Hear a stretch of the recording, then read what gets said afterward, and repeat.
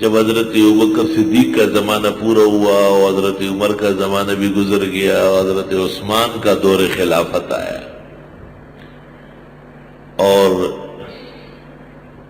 اسلام آذربائیجان اور آرمینیا تک پہنچا جو ایران کے بڑا شہر ہے،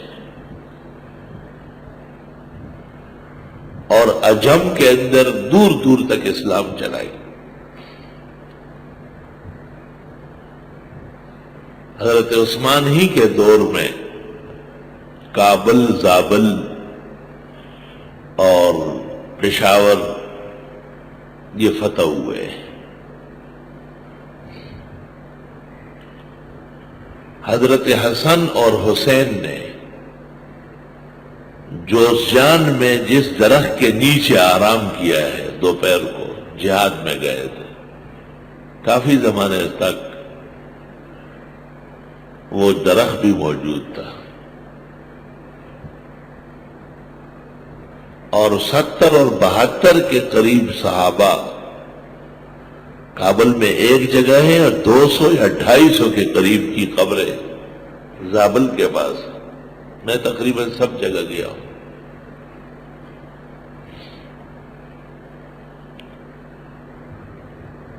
اتنا بڑا اثر اسلام کا اتنا تیزی سے پھیلا۔ کابل میں ایک قلعہ ہے پہاڑ کے اوپر، کابل میں کوئی داخل نہیں ہو سکتا تھا جب تک وہاں نہ جاتا۔ صحابہ نے جب یہ سنا سب سے پہلے اوپر جا کے وہ قلعہ توڑ دیا۔ وہ دیوار جتنی صحابہ نے توڑی ہے اتنی ٹوٹی ہوئی، اس کے بعد کوئی ماں کا بیٹا وہاں سے نہیں گزرا ہے۔ اے ضرور جماعت کأن ربک لم یخلق لخشیتہ سواہ من الخلق انسانا۔ حضرت عثمان کے دور خلافت میں خاص کر آذربائیجان اور آرمینیا کی لڑائی میں صحابہ کرام ڈر گئے تھے، کیونکہ بڑے بڑے حفاظ یکدم شہید ہو گئے، کیونکہ جو دین میں بڑا ہوتا ہے وہ جہاد میں بھی آگے ہوتا ہے۔ موجودہ ادوار میں بھی دیکھا گیا کہ طلباء دینی مدرسوں کے سب سے آگے تھے جہاد۔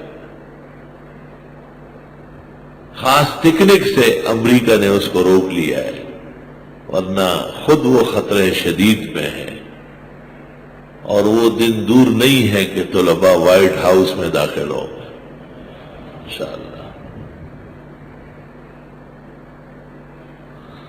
غلبت الروم فی ادنى الارض وهم من بعد غلبهم سيغلبون في بضع سنين لله الامر من قبل ومن بعد ويومئذ يفرح المؤمنون بنصر الله ينصر من يشاء وهو العزيز الرحيم وعد الله لا يخلف الله وعده ولكن اكثر الناس لا يعلمون يعلمون ظاهرا من الحياة الدنيا وهم عن الآخرة هم غافلون۔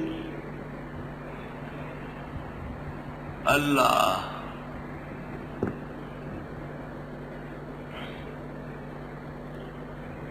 حضرت عثمان رضی اللہ عنہ کو کہا گیا یا امیر المومنین ادرک هذه الامة قبل ان تختلف في کتاب اللہ۔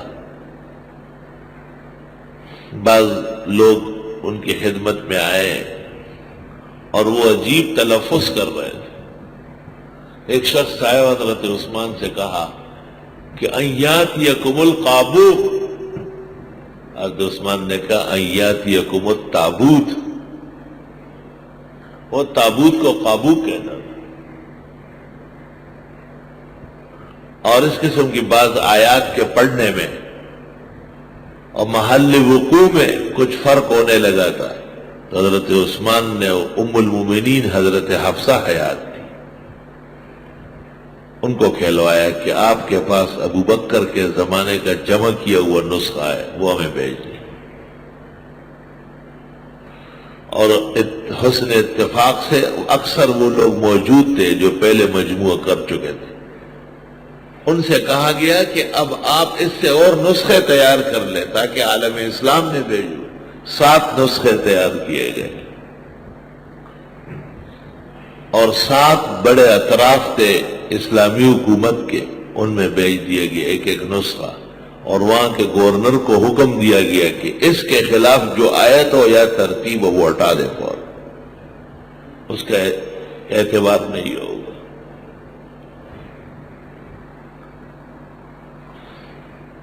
کتنا بڑا احسان ہے خلفائے اسلام کا کہ بنیادی کام جو قرآن کا ہے وہ اس پر پوری نظر دی۔ آج ذرا سا کوئی مولوی سیاسی ہو جاتا ہے پھر اس کو درس اور نماز کا ٹائم نہیں ملتا، پھر وہ کہتے ہیں ہم بڑے کام کر رہے ہیں، یہ چھوٹے چھوٹے کام۔